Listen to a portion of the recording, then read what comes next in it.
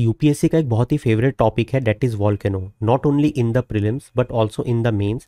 UPSC already कई बार इस टॉपिक पे क्वेश्चन पूछ चुकी है। वो क्वेश्चंस कौन कौन से हैं वो मैं आपको एक ही जगह पे अभी ला के ज़रूर दिखाऊंगा। बट इन क्वेश्चंस को जो कि प्रीवियस ईयर में अलग अलग यूपीएससी के एग्जाम में पूछे गए हैं, उनमें किस बेसिक कॉन्सेप्चुअल क्लैरिटी की ज़रूरत है मैं आपको पहले ये बता देता हूँ। देखो, क्वेश्चन बड़े ही ईजी पूछती है, बट अगर आपकी कॉन्सेप्चुअल क्लैरिटी नहीं है तो आप उन इजी क्वेश्चंस को भी नहीं कर पाओगे। जैसे लावा, मैग्मा, कोन के स्ट्रक्चर पे कितने तरीके से वॉल्केनो को डिफाइन किया जाता है, वो आपसे वॉल्केनिक लैंडफॉर्म्स के बारे में क्वेश्चंस पूछते हैं। वो आपसे प्लेट मूवमेंट जैसे कि constructive, destructive plate, convergence, divergence के बारे में पूछते हैं। आइसलैंड, फिलीपींस कैसे बना, इवन एल्यूशन आइलैंड्स कैसे बने जो कि एक वॉल्केनिक आर्क है। आपसे डिफरेंट एरिया के प्लेट्स के कन्वर्जेंस और डाइवर्जेंस के बारे में पूछा जाता है। ये रिंग ऑफ फायर पे क्यों इतने सारे अर्थक्वेक आते हैं, अलॉन्ग विथ क्यों इतने सारे वॉल्केनोस प्रेजेंट हैं, ये पूछा जाता है। वॉल्केनिज्म के हॉटस्पॉट और ऐसे डिफरेंट कॉन्सेप्ट्स के बारे में पूछा जाता है। बिल्कुल, ये जो कोन स्ट्रक्चर में अलग अलग वॉल्केनोज हमें देखने को मिलते हैं, सिंडर हो गया, फिजर हो गया, कैल्डेरा हो गया, शील्ड वॉल्केनो और इसके क्लासिक एग्जाम्पल, इन पे यूपीएससी क्वेश्चन पूछती है। और अगर करंट अफेयर से क्वेश्चन पूछना हुआ यूपीएससी को, तो जो भी रिसेंट में वॉल्केनो फटा है उसकी मैपिंग के बारे में वो क्वेश्चन पूछते हैं। अब इन सबको प्रिपेयर करने का जो सबसे ईजीएस्ट मैनर है वो एक ही है कि हम सबसे पहले पीवाईक्यूज को देखें। पीवाईक्यूज को देख के ये समझें कि अगर हमें वॉल्केनिक लैंडफॉर्म्स पढ़ना है तो उसे किस तरीके से पढ़ें। मतलब कि डायक और सिल्क के अगर क्वेश्चंस यूपीएससी पूछ रहा है, बैतोलिथ और फैकोलिथ के बारे में क्वेश्चन पूछ रहा है, तो वो कैसे पूछ रहा है? क्या वो इंट्रूसिव और एक्सट्रूसिव लैंडफॉर्म्स के बारे में पूछ रहा है? ये चीज़ अगर हमने एक बार समझ ली तो दुनिया का कोई क्वेश्चन हमसे गलत नहीं करवा सकता। तो चलिए दोस्तों, पीवाईक्यूज को एनालाइज करना शुरू करते हैं और नेक्स्ट लेक्चर में हम इस पूरे टॉपिक को इस तरीके से कवर कर लेंगे। बट उससे पहले ये ज़रूरी है कि आप किताबों को कैसे पढ़ोगे खुद से, आप वो समझो। पढ़ा तो मैं आपको हर चीज़ दूंगा ही। अब जैसे प्रीलिम्स 2001 का क्वेश्चन देखो, यहाँ पे वो क्या बोल रहा है, मैग्मास जो है वो किन चीज़ों का कॉम्बिनेशन है। मतलब मैग्मा के बारे में बेसिक चीज़ पूछ रहा है, मतलब लावा और मैग्मा के बीच में डिफरेंस आपको पता होना चाहिए। सेकंड देखो वो क्या बोल रहा है, वाटर वेपर और कार्बन डाइऑक्साइड ये प्रिंसिपल गैस होती है मैग्मा में। फिर से मैग्मा के कंपोजिशन के बारे में क्वेश्चन है ये। और फिर पूछ रहा है बसाल्टिक मैग्मा और सिलिका मैग्मा, इनमें से गर्म कौन होता है। मतलब कि बसाल्ट मैग्मा और सिलिका मैग्मा में आपको डिफरेंस पता होना चाहिए। फिर वो नेक्स्ट क्वेश्चन पूछ रहा है कि जो मैग्मा है it get solidified between sedimentary rock in a horizontal position, उसे डाइक कहते हैं। इसका मतलब आप साफ तौर पे देख सकते हो कि सिल और डाइक का जो फॉर्मेशन है उस पे आपसे क्वेश्चन पूछा जा रहा है, जो कि वॉल्केनिक लैंडफॉर्म का क्वेश्चन है। मतलब कि लावा, मैग्मा और वॉल्केनिक लैंडफॉर्म्स, इसको कनेक्ट करके भी क्वेश्चन आपसे पूछा जा रहा है, ये आपको साफ तौर पे दिख रहा है। प्लस अगर आप यहाँ देखोगे तो इग्नियस, सेडिमेंट्री और मेटामॉर्फिक रॉक को कनेक्ट करके आपसे वॉल्केनो के बारे में क्वेश्चन पूछा जा रहा है। सबसे पहले किसी भी चीज़ को क्रैक करने के ज़रूरी है उसे समझना कि क्वेश्चन किस रिस्पेक्ट में बनाए जा रहे हैं। अगर आपको ये पता ही नहीं है कि वॉल्केनिक लैंडफॉर्म्स को वॉल्केनो से कैसे कनेक्ट करके क्वेश्चन बन रहे हैं और टाइप्स ऑफ रॉक को कनेक्ट करके कैसे क्वेश्चन बन रहे हैं, तो आप उसे सॉल्व करोगे कैसे? ठीक है। फिर देखो यहाँ पे रिंग ऑफ फायर पे क्वेश्चन। अब रिंग ऑफ फायर को सरकम पैसिफिक बेल्ट भी बोलते हैं, शायद बहुत से लोगों को ये भी ना पता हो। तो ज़रूरी क्या है, हो सकता है कि अगली बार जब आप क्वेश्चन देखो तो रिंग ऑफ फायर आपको मिले ही ना, आपको वो सीधे सरकम पैसिफिक बेल्ट ऑफ वॉल्केनोस के बारे में दे दे। फिर देखो कि वॉल्केनोस को वो सीज्मिक जोन मतलब कि अर्थक्वेक से कनेक्ट कर रहा है। और जो मैंने आपको बताया था कि ring of fire, circum Pacific belt, यहाँ पे आपसे पूछ रहे हैं कि कौन सी प्लेट मार्जिन है, कन्वर्जेंट, डाइवर्जेंट। ये बेसिक क्वेश्चन आपसे पूछे जा रहे हैं। ठीक है।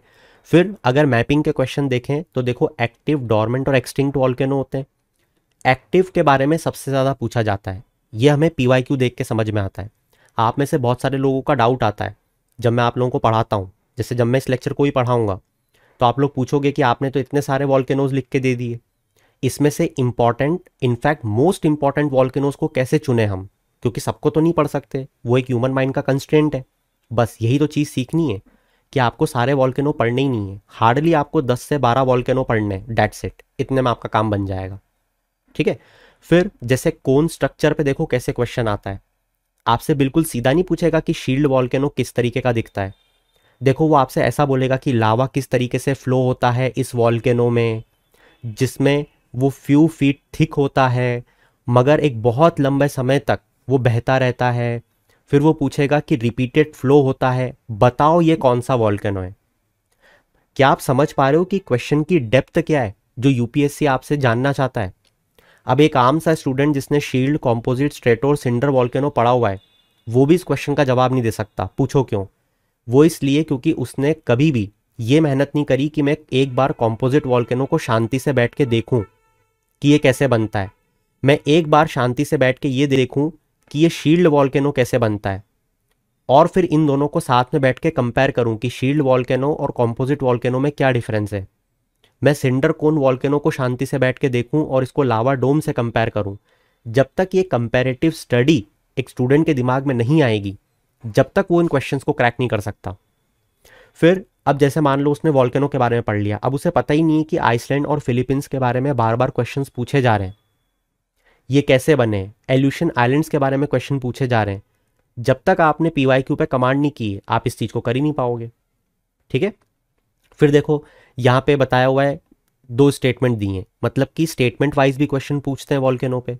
अब इतने इजी स्टेटमेंट बनाएंगे और आपको लगेगा कि स्टेटमेंट 2 स्टेटमेंट 1 को करेक्ट एक्सप्लेनेशन दे रहा है कि वॉल्केनिक इरप्शन, अर्थक्वेक आती, हाँ आती, वॉल्केनो से इरप्ट होते हैं, वाटर वेपर डस्ट, हाँ बस ऑफ कोर्स होते हैं। इतना इजी लगेगा स्टूडेंट को कि तुरंत वो बोल देगा कि दोनों सही है और स्टेटमेंट 2 स्टेटमेंट 1 का करेक्ट एक्सप्लेनेशन है। बट वहां पे अगर आप इस क्वेश्चन की प्रैक्टिस करके गए हो तो आप 1 मिनट पहले ही ठहर जाओगे कि नहीं यार रुको, ये क्वेश्चन टाइप जैसा क्वेश्चन मैं ऑलरेडी अटेम्प्ट कर चुका हूं और ये क्या करेक्ट एक्सप्लेनेशन है, मुझे इसके बारे में सोचना चाहिए। ठीक है, फिर देखो वापस से रिंग ऑफ फायर के बारे में क्वेश्चन पूछ रहे हैं, क्वेश्चन भी एक तरीके से पूछ रहे हैं अगर आप ध्यान से देखोगे तो। ठीक है, वो आपसे वॉल्केनो में जो डिप्रेशन क्रिएट करते हैं टॉप मोस्ट, उसमें उसको क्या कहते हैं, ऐसा क्वेश्चन पूछ रहा है। फिर से देखो शील्ड, कॉम्पोजिट, कैल्डेरा ये कौन से देशों में अवेलेबल है, जिसमें इंडिया का भी एग्जाम्पल है। इस तरीके से आपसे अलग अलग पर्सपेक्टिव पे वॉल्केनो पे क्वेश्चन पूछे जा रहे हैं। यूपीएससी किसी भी टॉपिक को साइलोज में नहीं पूछता है, वो बहुत सारी चीज़ों से उस चीज़ को कनेक्ट करता है। ठीक है, अब जैसे एग्जाम्पल के तौर पे एक बहुत वियर्ड सा वॉल्केनो है जो बहुत ज़्यादा न्यूज़ में रहता है, हर साल इस पर खबर आती है, ऑल डोनियो लेंगाई वॉल्केनो। इसके बारे में जब आप पढ़ोगे ना तो आपको पता चलेगा कि आपको कितनी सारी चीज़ें पता ही नहीं थी कि एक तरीके का ऐसा वॉल्केनो है एक लौता जो ब्लैक कलर का लावा छोड़ता है। वो क्यों होता है? अब सिंपली वो आपसे पूछ लेंगे नाइट्रोकार्बोनेट के बारे में।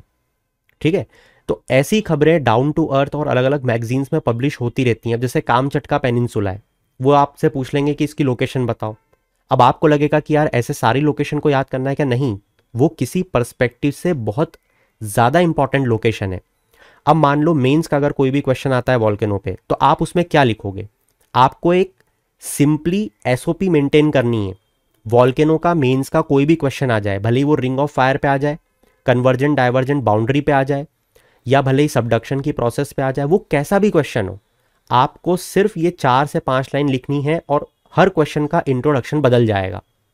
इंट्रोडक्शन हर क्वेश्चन का अलग आएगा, बॉडी हर क्वेश्चन की सेम आएगी कि सबडक्शन की प्रोसेस क्या होती है, अबाउट द प्लेट बाउंड्रीज, वहां पे आपको मैप ड्रॉ करना है, डेट्स इट।